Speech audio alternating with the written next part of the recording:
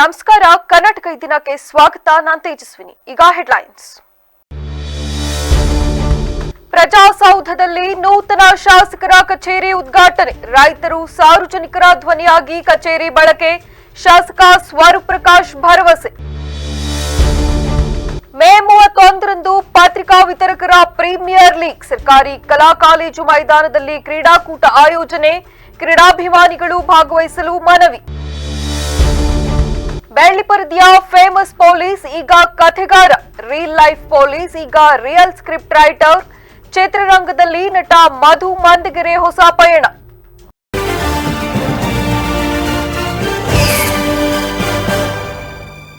ಪಟ್ಟಣದ ಪ್ರಜಾಸದನ ನೂತನ ಕಟ್ಟಡದಲ್ಲಿ ಹಾಸನ ವಿಧಾನಸಭಾ ಕ್ಷೇತ್ರದ ಶಾಸಕರ ಹೊಸ ಕಚೇರಿಯನ್ನು ಪಕ್ಷದ ಮುಖಂಡರು, ಕಾರ್ಯಕರ್ತರು ಹಾಗೂ ಅಭಿಮಾನಿಗಳ ಸಮ್ಮುಖದಲ್ಲಿ ಇಂದು ಅಧಿಕೃತವಾಗಿ ಉದ್ಘಾಟಿಸಲಾಗಿದೆ. ಕಚೇರಿ ಉದ್ಘಾಟನೆ ನೆರವೇರಿಸಿ ಮಾತನಾಡಿದ ಶಾಸಕ ಸ್ವರೂಪ್ ಪ್ರಕಾಶ್, ಪ್ರಜಾಸದನ ನೂತನ ಕಟ್ಟಡವನ್ನು ಇತ್ತೀಚೆಗಷ್ಟೇ ಸನ್ಮಾನ್ಯ ಮುಖ್ಯಮಂತ್ರಿ ಸಿದ್ದರಾಮಯ್ಯನವರು ಲೋಕಾರ್ಪಣೆ ಮಾಡಿದ್ರು. ಆದರೆ ಸ್ಥಳೀಯ ಶಾಸಕರ ಕಚೇರಿಯನ್ನು ಇಂದು ನಮ್ಮ ಪಕ್ಷದ ಮುಖಂಡರು ಹಾಗೂ ಕಾರ್ಯಕರ್ತರ ಸಮ್ಮುಖದಲ್ಲಿ ಉದ್ಘಾಟಿಸಲಾಗಿದೆ. ಕಂದಾಯ ಇಲಾಖೆ, ತಾಲೂಕು ಆಫೀಸ್ ಮತ್ತು ಎಡಿಎಲ್ಆರ್ ಕಚೇರಿಗಳು ಇದೇ ಆವರಣದಲ್ಲಿ ಇರುವುದರಿಂದ ತಮ್ಮ ಕೆಲಸಗಳಿಗಾಗಿ ಪ್ರತಿನಿತ್ಯ ಇಲ್ಲಿಗೆ ಬರುವ ರೈತರಿಗೆ ಹಾಗೂ ಸಾರ್ವಜನಿಕರಿಗೆ ಈ ಶಾಸಕರ ಕಚೇರಿ ತುಂಬಾ ಅನುಕೂಲವಾಗಲಿದೆ. ಈ ಕಚೇರಿಯನ್ನು ಸಂಪೂರ್ಣವಾಗಿ ಸಾರ್ವಜನಿಕರ ಮತ್ತು ರೈತರ ಧ್ವನಿಯಾಗಿ ಬಳಸಿಕೊಳ್ಳಲಾಗುವುದು. ಜನರ ಸಮಸ್ಯೆಗಳಿಗೆ ಸ್ಪಂದಿಸುವ ನಿಟ್ಟಿನಲ್ಲಿ ನನ್ನನ್ನು ನಾನು ಸಂಪೂರ್ಣವಾಗಿ ಇಲ್ಲಿ ತೊಡಗಿಸಿಕೊಳ್ಳುತ್ತೇನೆ ಎಂದರು. ಪ್ರಜಾಸೌಧ ನೂತನವಾದ ಕಟ್ಟಡ ಹಿಂದೆನೇ ಸನ್ಮಾನ್ಯ ಸಿದ್ದರಾಮಯ್ಯನವರು ಲೋಕಾರ್ಪಣೆ ಮಾಡಿದರು. ಆದರೆ ಶಾಸಕರ ಕಚೇರಿ, ಸ್ಥಳೀಯ ಶಾಸಕರ ಒಂದು ಹಾಸನ ವಿಧಾನಸಭಾ ಕ್ಷೇತ್ರದ ಒಂದು ಶಾಸಕರ ಕಚೇರಿ ನೂತನವಾಗಿ ಇವತ್ತೆಲ್ಲ ನಮ್ಮ ಪಕ್ಷದ ಮುಖಂಡರು, ಕಾರ್ಯಕರ್ತರು, ಸ್ನೇಹಿತರು ಎಲ್ಲರೂ ಕೂಡ ಸೇರಿ ಇವತ್ತು ಉದ್ಘಾಟನೆ ಮಾಡಿದ್ದೀವಿ. ಭಾಳ ಸಂತೋಷ. ಏಕೆಂದರೆ ರೈತರು, ವಿಶೇಷವಾಗಿ ಕಂದಾಯ ಇಲಾಖೆ ಕೂಡ ಇಲ್ಲೇ ಇರೋದ್ರಿಂದ, ತಾಲೂಕು ಆಫೀಸು ಮತ್ತು ಎಡಿಎಲ್ಆರ್ ಆಫೀಸ್, ಸರ್ವೆ ಆಫೀಸ್ ಇಲ್ಲೇ ಇರೋದ್ರಿಂದ ಸಾರ್ವಜನಿಕರು ಪ್ರತಿನಿತ್ಯ ಇಲ್ಲಿ ಬರ್ತಾ ಇರ್ತಾರೆ. ಹಾಗಾಗಿ ಒಂದು ಕಡೆ ಶಾಸಕರ ಕಚೇರಿ ಆದರೆ ಕೂಡ ನಮ್ಮ ಕೈಲಾದಂಥ ಸಹಾಯ ಮಾಡಲಿಕ್ಕೆ ಭಾಳಷ್ಟು ಒಂದು ಅವಕಾಶ ಸಿಕ್ಕಿದೆ. ಹಾಗಾಗಿ ಸಂಪೂರ್ಣವಾಗಿ ಕಚೇರಿನ ಉಪಯೋಗಿಸ್ಕೊಂಡು ಸಾರ್ವಜನಿಕರಿಗೆ ಮತ್ತು ರೈತರಿಗೆ ಎಲ್ಲರಿಗೂ ಕೂಡ ಕೆಲಸ ಮಾಡೋಂಥ ನಿಟ್ಟಿನಲ್ಲಿ ಸಂಪೂರ್ಣವಾಗಿ ಇಲ್ಲಿ ತೊಡಗಿಸ್ಕೋತೀವಿ. ಎಲ್ಲರಿಗೂ ಒಳ್ಳೇದು ಮಾಡಲಿ ಭಗವಂತ ಈ ಸಂದರ್ಭದಲ್ಲಿ ಶುಭವನ್ನು ಕೋರ್ತಾ ಇದ್ದೀನಿ. ಎಲ್ಲ ಪಕ್ಷ ಖಂಡಿತ ಪ್ರತಿನಿತ್ಯ ನಾನು ಯಾವಾಗಲೂ ಕೂಡ ಹಾಸನಲ್ಲೇ ಇರ್ತೀವಿ. ಪ್ರತಿನಿತ್ಯ ನನ್ನ ಮನೆಯ ಒಂದು ಕಚೇರಿ ಬಿಟ್ಟರೆ ನಮ್ಮ DCC ಬ್ಯಾಂಕ್ ಇರ್ಬೋದು, ಪ್ರತಿನಿತ್ಯ ಇಲ್ಲೇ ಇರ್ತೀವಿ. ಹಾಗಾಗಿ ಇಲ್ಲೊಂದು ಕಡೆ ಇಲ್ಲೂ ಕೂಡ ಒಂದು ಆದರೆ ಅನುಕೂಲ ಆಗುತ್ತೆ ಅಂತ ಭಾವನೆ. ಎಲ್ಲ ಪಕ್ಷದ ಮುಖಂಡರು, ಎಲ್ಲ ಕಾರ್ಯಕರ್ತರು ಬಂದಿರೋ ಅವ್ರಿಗೆಲ್ಲರೂ ಕೂಡ ನಾನು ಹಾಸನಾಂಬ ಜಿಲ್ಲಾ ಪತ್ರಿಕಾ ವಿತರಕರ ಕ್ಷೇಮಾಭಿವೃದ್ಧಿ ಸಂಘದ ವತಿಯಿಂದ ಮೇ 31ರಂದು ಪಟ್ಟಣದ ಸರ್ಕಾರಿ ಕಲಾ ಕಾಲೇಜು ಮೈದಾನದಲ್ಲಿ ಪತ್ರಿಕಾ ವಿತರಕರ ಪ್ರೀಮಿಯರ್ ಲೀಗ್ ಕ್ರೀಡಾಕೂಟವನ್ನು ಹಮ್ಮಿಕೊಳ್ಳಲಾಗಿದೆ ಎಂದು ಸಂಘದ ಪದಾಧಿಕಾರಿಗಳು ತಿಳಿಸಿದ್ದಾರೆ. ಕಾರ್ಯಕ್ರಮವನ್ನು ಶಾಸಕರಾದ HP ಸ್ವರೂಪ್ ಪ್ರಕಾಶ್ ಅವರು ಉದ್ಘಾಟಿಸಲಿದ್ದು, ಕ್ರೀಡಾಕೂಟದ ಚಾಲನೆಯನ್ನು ಕರ್ನಾಟಕ ಕಾರ್ಯನಿರತ ಪತ್ರಕರ್ತರ ಸಂಘದ ಉಪಾಧ್ಯಕ್ಷರಾದ H ಮದನ್ ಗೌಡರು, ಜಿಲ್ಲಾ ಕಾರ್ಯನಿರತ ಪತ್ರಕರ್ತರ ಸಂಘದ ಜಿಲ್ಲಾಧ್ಯಕ್ಷರಾದ JR ಕೆಂಚೇಗೌಡರು ಸೇರಿದಂತೆ ಅನೇಕ ಗಣ್ಯರು ಕಾರ್ಯಕ್ರಮ ನೆರವೇರಿಸಲಿದ್ದಾರೆ. ಇದೇ ಸಂದರ್ಭದಲ್ಲಿ ಪತ್ರಿಕಾ ರಂಗದಲ್ಲಿ ಶ್ರಮಿಸುತ್ತಿರುವ ವಿತರಕರಿಗೆ ಗೌರವ ಸಲ್ಲಿಸುವ ನಿಟ್ಟಿನಲ್ಲಿ ಸನ್ಮಾನ ಕಾರ್ಯಕ್ರಮವನ್ನು ಆಯೋಜಿಸಲಾಗಿದ್ದು, ಮಾಜಿ ಶಾಸಕ ಪ್ರೀತಂ ಜೆ ಗೌಡ ಅವರು ಆಗಮಿಸಿ ಪತ್ರಿಕಾ ವಿತರಕರಿಗೆ ಸನ್ಮಾನ ನೆರವೇರಿಸಲಿದ್ದಾರೆ. ಭಾನುವಾರ ಬೆಳಗ್ಗೆಯಿಂದಲೇ ಆರಂಭವಾಗುವ ಈ ಕ್ರೀಡಾಕೂಟವನ್ನು ಯಶಸ್ವಿಗೊಳಿಸಲು ಜಿಲ್ಲೆಯ ಎಲ್ಲಾ ಪತ್ರಿಕಾ ವಿತರಕರು, ಸಾರ್ವಜನಿಕರು ಹಾಗೂ ಕ್ರೀಡಾಭಿಮಾನಿಗಳು ಹೆಚ್ಚಿನ ಸಂಖ್ಯೆಯಲ್ಲಿ ಭಾಗವಹಿಸಿ ಕ್ರೀಡಾಕೂಟವನ್ನು ಯಶಸ್ವಿಗೊಳಿಸಲು ವಿನಂತಿಸಿಕೊಂಡಿದ್ದಾರೆ. ಹಾಗೆ ಕ್ರೀಡಾಕೂಟದ ಚಾಲನೆಯನ್ನು HP ಮದನ್ ಗೌಡರು, JR ಕೆಂಚೇಗೌಡರು, ಆಮೇಲೆ ಬಾಳು ಗೋಪಾಲ್ ಹಾಗೂ ರವೀನಾಥ ಗೌಡರು ನಡೆಸ್ಕೊಡ್ತಾರೆ. ಈ ಕಾರ್ಯಕ್ರಮದ ಆಶಯ ನೋಡಿ, ದಿಕ್ಸೂಚಿ ಮಾತು ಮತ್ತು ತಂಡದ ಪರಿಚಯವನ್ನು ಈಗ ಸಂಘದ ಗೌರವಾಧ್ಯಕ್ಷಗಳಾದಂಥ ಶ್ರೀಮತಿ ಲೀಲಾವತಿ ಮೇಡಮ್ ಅವರು, ಶ್ರೀ ನವೀನ್ ಅವರು ಮತ್ತು ಶ್ರೀ ನಾಗರಾಜ್ ಎತ್ತೂರ್ ಅವರು ನಡೆಸ್ಕೊಡ್ತಾರೆ. ಇದಾದಮೇಲೆ ಏನು ಪತ್ರಿಕಾ ವಿತರಕರುಗಳಿಗೆ ಸನ್ಮಾನವನ್ನು ಪ್ರೀತಂ ಜೆ ಗೌಡರು, ನಮ್ಮ ಮಾಜಿ ಶಾಸಕರು ಬಂದು ನೆರವೇರಿಸ್ಕೊಡ್ತಾರೆ. ಹಾಗೆ ಕೊನೆಯ ಹಂತವಾಗಿ ಇದರಲ್ಲಿ 5 ತಂಡಗಳು ಭಾಗವಹಿಸ್ತಾ ಇದೆ. 5 ತಂಡಗಳಿಗೆ ಬಹುಮಾನ ವಿತರಣೆಯನ್ನು JCB ಚಂದ್ರು, ಕಾಂಗ್ರೆಸ್ ಮುಖಂಡರು ಚಂದ್ರಶೇಖರ್ ಅವರು ಮೊದಲನೇ ಬಹುಮಾನ ಸ್ಪಾನ್ಸರ್ ಮಾಡ್ತಾರೆ. ಮತ್ತು ಕ್ರೀಡಾಕೂಟದಲ್ಲಿ ಬಹುಮಾನ ವಿತರಣೆಗೆ ಅವರೇ ಭಾಗವಹಿಸ್ತಾ ಇದ್ದಾರೆ. ಇನ್ನು ಇದಕ್ಕೆ ಕ್ರೀಡಾಕೂಟಕ್ಕೆ ಸಮವಸ್ತ್ರವನ್ನು JR ಕೆಂಚೇಗೌಡರು.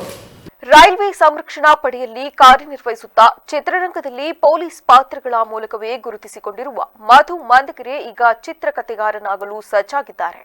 ಕೆಆರ್ಪೇಟೆ ತಾಲೂಕಿನ ಮಂದಗೆರೆ ಮೂಲದ ಮಧು ಕಳೆದ 30 ವರ್ಷಗಳಲ್ಲಿ 50ಕ್ಕೂ ಹೆಚ್ಚು ಕನ್ನಡ ಚಿತ್ರಗಳಲ್ಲಿ ಪೊಲೀಸ್ ಪಾತ್ರ ನಿರ್ವಹಿಸಿದ್ದಾರೆ. ಡಾಕ್ಟರ್ ವಿಷ್ಣುವರ್ಧನ್ ಅವರ ಕಟ್ಟ ಅಭಿಮಾನಿಯಾಗಿರುವ ಇವರು ರಂಗಭೂಮಿ ಕಲಾವಿದರಾಗಿ ವೃತ್ತಿ ಆರಂಭಿಸಿದ್ರು. ನಟನಾಗುವ ಅವಕಾಶಕ್ಕಾಗಿ ನಿರ್ದೇಶಕರೊಬ್ಬರನ್ನು ಭೇಟಿಯಾಗಿದ್ದೆ. ಆಗ ಅವರು ಪೊಲೀಸ್ ಪಾತ್ರ ಮಾಡುವಂತೆ ಸಲಹೆ ನೀಡಿದ್ರು. ಹೀಗೆ ನನ್ನ ಪೊಲೀಸ್ ಪಯಣ ಶುರುವಾಯಿತು. ವಿಷ್ಣು ಸೇನಾ ಚಿತ್ರದಲ್ಲಿ ಡಾಕ್ಟರ್ ವಿಷ್ಣುವರ್ಧನ್ ಅವರ ಜೊತೆ ತೆರೆ ಹಂಚಿಕೊಳ್ಳುವ ಅವಕಾಶ ಸಿಕ್ಕಿತು. ಆ ಕ್ಷಣಗಳನ್ನು ನಾನು ಎಂದಿಗೂ ಮರೆಯಲಾರೆ. ವಿಷ್ಣು ಸರ್ ಕೆಲಸ ಬಿಡಬೇಡ ಎಂದು ಸಲಹೆ ನೀಡಿದ್ರು. ಇಂದಿಗೂ ನಾನು ಆರ್ಪಿಎಫ್ ಪೊಲೀಸ್ ಆಗಿಯೇ ಮುಂದುವರೆದಿದ್ದೇನೆಂದು ಮಧು ಹೇಳಿದರು. ಕರ್ನಾಟಕ ರಾಷ್ಟ್ರ ಸಮಿತಿ ಪಕ್ಷದ ಹಾಸನ ಜಿಲ್ಲಾ ಘಟಕದ ನೂತನ ಪದಾಧಿಕಾರಿಗಳ ಪದಗ್ರಹಣ ಸಮಾರಂಭ ಹಾಗೂ ನಿರ್ಗಮಿತ ಜಿಲ್ಲಾಧ್ಯಕ್ಷ ಉಮೇಶ್ ಬೆಳಗುಂಬ ಅವರಿಗೆ ಬೀಳ್ಕೊಡುಗೆ ನೀಡುವ ಕಾರ್ಯಕ್ರಮವು ಇಂದು ನಗರದ ಎಂಜಿ ರಸ್ತೆಯ well care health and fitness ಹಾಲ್ನಲ್ಲಿ ಯಶಸ್ವಿಯಾಗಿ ಜರುಗಿದೆ. ಹಾಸನ ಜಿಲ್ಲೆಯಲ್ಲಿ ಪಕ್ಷವನ್ನು ತಳಮಟ್ಟದಿಂದ ಸಂಘಟಿಸುವ ನಿಟ್ಟಿನಲ್ಲಿ 19 ಜನರ ನೂತನ ಸಮಿತಿಯನ್ನು ರಚಿಸಿ ನೇಮಕಾತಿ ಪತ್ರ ವಿತರಿಸಲಾಯಿತು. ಈ ವೇಳೆ ಜಿಲ್ಲಾಧ್ಯಕ್ಷರಾಗಿ ದೇವರಾಜಾಚಾರ್ಯ, ಪ್ರಧಾನ ಕಾರ್ಯದರ್ಶಿಯಾಗಿ ನಿರಂಜನ್, ಮಧು ಚಿಕ್ಕನಹಳ್ಳಿ, ಕಾರ್ಯಾಧ್ಯಕ್ಷರಾಗಿ ಸಚಿನ್ ಬೇಲೂರು, ಉಪಾಧ್ಯಕ್ಷರಾಗಿ ರಮೇಶ್ ಭೂನಳ್ಳಿ, ಜಗದೀಶ್ ಆಯ್ಕೆಯಾಗಿದ್ದಾರೆ. ಈ ವೇಳೆ ಕೆಆರ್ಎಸ್ ಪಕ್ಷದ ರಾಜ್ಯಾಧ್ಯಕ್ಷ ದೀಪಕ್ ಅವರು ಮಾತನಾಡಿ, ಕಳೆದ 3 ವರ್ಷಗಳ ಕಾಲ ಸಿದ್ದರಾಮಯ್ಯ ಅವರು ರಾಜ್ಯದಲ್ಲಿ ಆಡಳಿತ ನಡೆಸಿದ್ದಾರೆ. ಉಚಿತ ವಿದ್ಯುತ್, ಸಾರಿಗೆ ನೀಡಿದ್ದು ತಾತ್ಕಾಲಿಕ ಅಷ್ಟೇ. ಆದರೆ ಅಂಬೇಡ್ಕರ್ ಅವರು ಹೇಳಿದಂತೆ ಜನರನ್ನು ಸಬಲೀಕರಣಗೊಳಿಸುವ ಶಿಕ್ಷಣ ಮತ್ತು ಆರೋಗ್ಯ ಕ್ಷೇತ್ರದಲ್ಲಿ ಸರ್ಕಾರವು ಸಂಪೂರ್ಣ ವಿಫಲವಾಗಿದೆ ಎಂದು ಎಚ್ಚರಿಸಿದ್ದಾರೆ.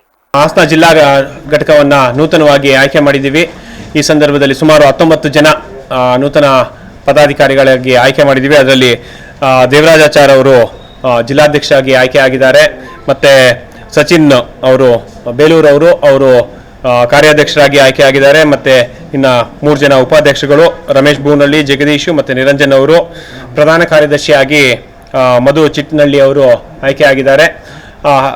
ನೂತನ ಜಿಲ್ಲಾಧ್ಯಕ್ಷರಾಗಿ ಆಯ್ಕೆಯಾದ ದೇವರಾಜಾಚಾರ್ಯ ಮಾತನಾಡಿ, ಹಾಸನ ಜಿಲ್ಲೆಯ ಸುಮಾರು 13 ಲಕ್ಷ ಜನಸಂಖ್ಯೆಯನ್ನು ತಲುಪಲು ಕೇವಲ ಒಬ್ಬನಿಂದ ಸಾಧ್ಯವಿಲ್ಲ. ನಮ್ಮ 19 ಜನರ ಸಮಿತಿ ಹಾಗೂ ಇನ್ನುಳಿದ ಕಾರ್ಯಕರ್ತರೆಲ್ಲರೂ ಜೊತೆಯಾಗಿ ನಿಂತು ಸಂಘಟನೆ ಮಾಡಲಿದ್ದೇವೆ ಎಂದರು. ಪ್ರಧಾನ ಕಾರ್ಯದರ್ಶಿಯಾದ ಮಧು ಅವರು ಮತ್ತು ಸಂಘಟನಾ ಕಾರ್ಯದರ್ಶಿಗಳು, ಉಪಾಧ್ಯಕ್ಷರು ಎಲ್ಲರೂ ಕೂಡ ನನ್ನ ಜೊತೆ ನಿರಂತರವಾಗಿ ಕೈ ಜೋಡಿಸಿ ನನಗೆ ಬಲ ತುಂಬಿದ್ದಾರೆ. ಅಂದ್ರೆ ಪಕ್ಷಕ್ಕೆ ಬಲ ತುಂಬಿದ್ದಾರೆ. ಪಕ್ಷದಿಂದ ನಾವು, ಯಾಕೆಂದ್ರೆ KRS ಪಕ್ಷ ಅಂತ ನಾವು ಹೇಳೋದು. ಒಂದು ಇವತ್ತು ಟಿ ಶರ್ಟ್ ಹಾಕೊಂಡು ನಾವು ಆಚೆಗಡೆ ಯಾವ್ದಾದ್ರು ಒಂದು ಸರ್ಕಾರಿ ಕಚೇರಿ ಹತ್ರ ಇದ್ರೆ ಅಲ್ಲಿ ಒಬ್ಬ ಅಧಿಕಾರಿ ಎಚ್ಚೆತ್ಕೊಂಡಿರ್ತಾನೆ, ಅಂದ್ರೆ ಯಾರಪ್ಪ KRS ಪಕ್ಷದಲ್ಲಿ ಬಂದವರೇ ಅಂತ. ರಂಗಾಯಣದ ವತಿಯಿಂದ ಪೋಳ್ವಾರು ಮಹಮ್ಮದ್ ಅವರ ಕಾದಂಬರಿ ಆಧಾರಿತ ಸ್ವಾತಂತ್ರ್ಯದ ಊಟ ನಾಟಕವನ್ನು ಮೇ 31ರಂದು ನಗರದ ಹಾಸನ ಮಕ್ಕಳ ಕ್ಷೇತ್ರದಲ್ಲಿ ಪ್ರದರ್ಶಿಸಲಾಗುತ್ತಿದೆ ಎಂದು ರಂಗಾಯಣದ ಚಿನೇನಹಳ್ಳಿ ಸ್ವಾಮಿಯವರು ತಿಳಿಸಿದ್ದಾರೆ. ನಗರದಲ್ಲಿ ನಡೆದ ಸುದ್ದಿಗೋಷ್ಠಿಯಲ್ಲಿ ಮಾತನಾಡಿದ ಅವರು, ನಾಟಕಕ್ಕೆ ನಟರಾಜ್ ಹೊನ್ನವಳ್ಳಿ ರಂಗಪಟ್ಯ ವಿನ್ಯಾಸ ಹಾಗೂ ನಿರ್ದೇಶನ ನೀಡಿದ್ದು, ಮಂಜುನಾಥ್ ಗೋಮಾರದಹಳ್ಳಿ ನಾಟಕ ರೂಪಾಂತರ ಮಾಡಿದ್ದಾರೆ. ಸಲ್ಮಾ ದಂಡಿನ್ ಸಹ ನಿರ್ದೇಶನ, ರಾಘವ ಕಮ್ಮಾರ ಸಂಗೀತ ಸಂಯೋಜನೆ ಮಾಡಿದ್ದು, ಭಾನುವಾರ ಸಂಜೆ 5:30ಕ್ಕೆ ನಾಟಕ ಪ್ರದರ್ಶನ ನಡೆಯಲಿದೆ. ಜಿಲ್ಲೆಯ ನಾಟಕಾಸಕ್ತರು ಹೆಚ್ಚಿನ ಸಂಖ್ಯೆಯಲ್ಲಿ ಭಾಗವಹಿಸಿ ಕಾರ್ಯಕ್ರಮವನ್ನು ಯಶಸ್ವಿಗೊಳಿಸಬೇಕೆಂದು ಮನವಿ ಮಾಡಿದ್ದಾರೆ.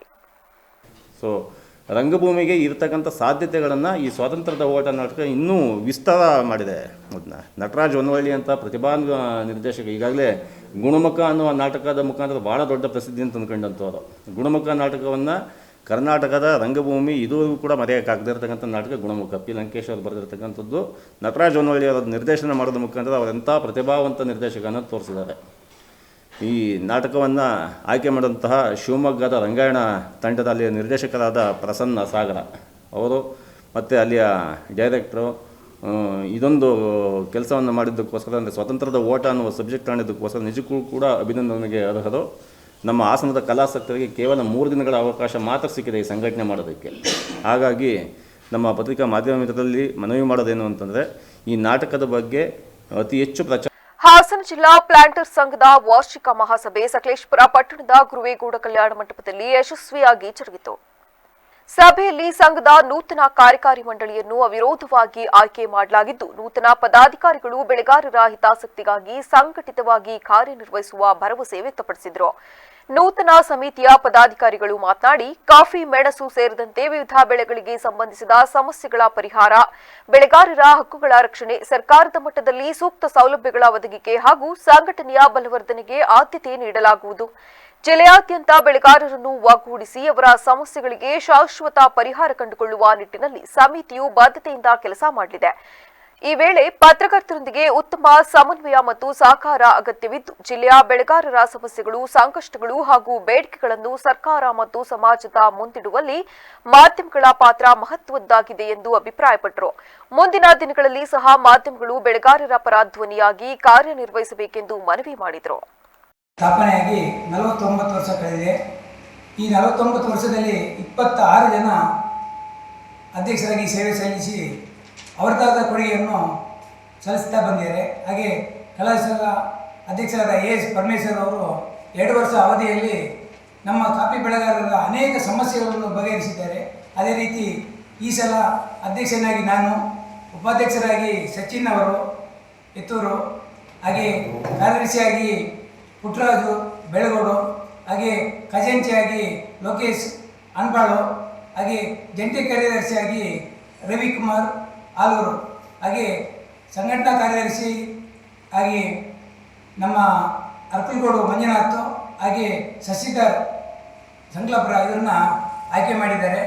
ಆಯ್ಕೆ ಮಾಡಿದಂಥ ನಮ್ಮ ಚುನಾವಣಾ ಸುದ್ದಿಗೋಷ್ಠಿಯಲ್ಲಿ ಸಂಘದ ನೂತನ ಅಧ್ಯಕ್ಷರಾಗಿ ಮಂಜುನಾಥ್ ಶೆಟ್ಟಿ, ಉಪಾಧ್ಯಕ್ಷರಾಗಿ MG ಸಚಿನ್, ಗೌರವ ಕಾರ್ಯದರ್ಶಿಯಾಗಿ ಪುಟ್ಟರಾಜು HP, ಜಂಟಿ ಕಾರ್ಯದರ್ಶಿಯಾಗಿ ರವಿಕುಮಾರ್ HE ಹಾಗೂ ಸಂಘಟನಾ ಕಾರ್ಯದರ್ಶಿಗಳಾಗಿ HM ಮಂಜುನಾಥ್ ಉಪಸ್ಥಿತರಿದ್ದರು. ವಿವಿಧ ಯೋಜನೆಗಳ ಹೆಸರಿನಲ್ಲಿ ರೈತರ ಫಲವತ್ತಾದ ನೀರಾವರಿ ಭೂಮಿಯನ್ನು ವಶಪಡಿಸಿಕೊಂಡು ರೈತರ ಸಮಾಧಿ ಮೇಲೆ ಉಳ್ಳವರ ಸೌಧ ನಿರ್ಮಾಣ ಮಾಡಲು ಬಿಡುವುದಿಲ್ಲ ಎಂದು ಕರ್ನಾಟಕ ಪ್ರಾಂತ ರೈತ ಸಂಘದ ಮಳವಳ್ಳಿ ತಾಲೂಕು ಅಧ್ಯಕ್ಷರಾದ ME ಮಹದೇವು ತಿಳಿಸಿದರು.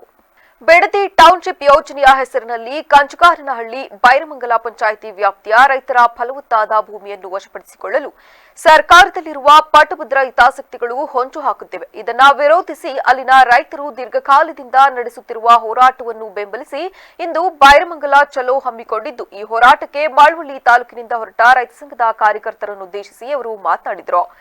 ಬೆಡದಿ ಟೌನ್ಶಿಪ್ ಹೆಸರಿನಲ್ಲಿ ರೈತರ ಸಮಾಧಿ ಮೇಲೆ ಭವ್ಯ ಮಹಲುಗಳನ್ನು ನಿರ್ಮಾಣ ಮಾಡಿ ರಿಯಲ್ ಎಸ್ಟೇಟ್ ಕುಳಗಳಿಗೆ ಅನುಕೂಲ ಮಾಡಿಕೊಡಲು ಹೊರಟಿರುವ ರಾಜ್ಯ ಸರ್ಕಾರದ ಪ್ರಭಾವಿಗಳು ರಿಯಲ್ ಎಸ್ಟೇಟ್ ಕುಳಗಳಿಂದ ಕಿಕ್ ಬ್ಯಾಕ್ ಪಡೆದು ರೈತ ವಿರೋಧಿಯಾಗಿ ವರ್ತಿಸುತ್ತಿದ್ದಾರೆ. ಉದ್ಯಮ ಸ್ಥಾಪನೆ, ಟೌನ್ಶಿಪ್ ನಿರ್ಮಾಣ ಮುಂತಾದವುಗಳಿಗೆ ರೈತರ ಫಲವತ್ತಾದ ನೀರಾವರಿ ಜಮೀನನ್ನು ಬಲವಂತವಾಗಿ ವಶಪಡಿಸಿಕೊಳ್ಳಲು ಬಿಡುವುದಿಲ್ಲ ಎಂದು ಕಿಡಿಕಾರಿದರು. ಈ ಒಂದು ಬೈರಮಂಗಲ ಚಲೋ ಕಾರ್ಯಕ್ರಮ ಹಮ್ಮಿಕೊಂಡಿರ್ತಕ್ಕಂಥ ಉದ್ದೇಶದ ಬಗ್ಗೆ ನಮ್ಮ ಕರ್ನಾಟಕ ಪ್ರಾಂತ ರೈತ ಸಂಘದ ಮಳವಳ್ಳಿ ತಾಲೂಕು ಅಧ್ಯಕ್ಷರಾದ ME ಮಹಾದೇವ್ ಅವರು ಮಾತಾಡ್ತಾರೆ. ಆತ್ಮೀಯರೇ, ಈ ದಿನ ರೈತ ತನ್ನ ಜೀವನ ಮಾಡೋದು ತುಂಬ ದುಸ್ತರವಾಗಿದೆ ಮತ್ತು ಪ್ರತಿ ಹಂತದಲ್ಲೂ ಹೋರಾಟವನ್ನು ಮಾಡಲೇಬೇಕಾದಂಥ ಒಂದು ಅನಿವಾರ್ಯ ಪರಿಸ್ಥಿತಿಗೆ ಈ ನಮ್ಮ ಆಳುವ ಸರ್ಕಾರಗಳು ನಮ್ಮನ್ನು ತಂದು ತಳ್ತಾ ಇವೆ.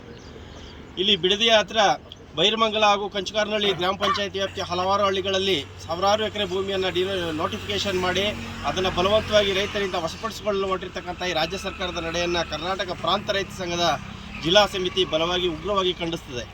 ಕಾರಣ ಇಷ್ಟೇ, ಕೃಷಿಗೆ ಯೋಗ್ಯವಾಗಿರ್ತಕ್ಕಂತಹ ಸದಾ ಮಲೆನಾಡಿನ ಪ್ರದೇಶ ಮತ್ತು ಕಂಗೊಳಿಸ್ತಾ ಇರ್ತಕ್ಕಂತಹ ಬಿಡದಿ ಬಳಿಯ ಕಂಚಗಾರನಹಳ್ಳಿ ಬೈರಮಂಗಲ ಗ್ರಾಮ ಪಂಚಾಯತಿ ವ್ಯಾಪ್ತಿಯ ಹಲವಾರು ಹಳ್ಳಿಗಳ ಫಲವತ್ತಾದ ಭೂಮಿಯನ್ನು ಅಡಿಕೆ, ಮಾವು, ತೆಂಗು ಮತ್ತು ಹಣ್ಣಿನ ಬೆಳೆಗಳು, ತೋಟದ ಬೆಳೆಗಳನ್ನು ಬೆಳೆದು ರೈತರು ತಮ್ಮ ಜೀವನವನ್ನು ಕಟ್ಕೊಳ್ತಾ ಇರ್ತಕ್ಕಂಥ ಇಂಥ ಸಂದರ್ಭದಲ್ಲಿ ಅಂಥ ಒಂದು ಫಲವತ್ತಾದ ಭೂಮಿಯ ಮೇಲೆ ಈ ರಿಯಲ್ ಎಸ್ಟೇಟ್ ಕುಳಗಳ ವಕ್ರ ದೃಷ್ಟಿ ಬಿದ್ದಿದೆ.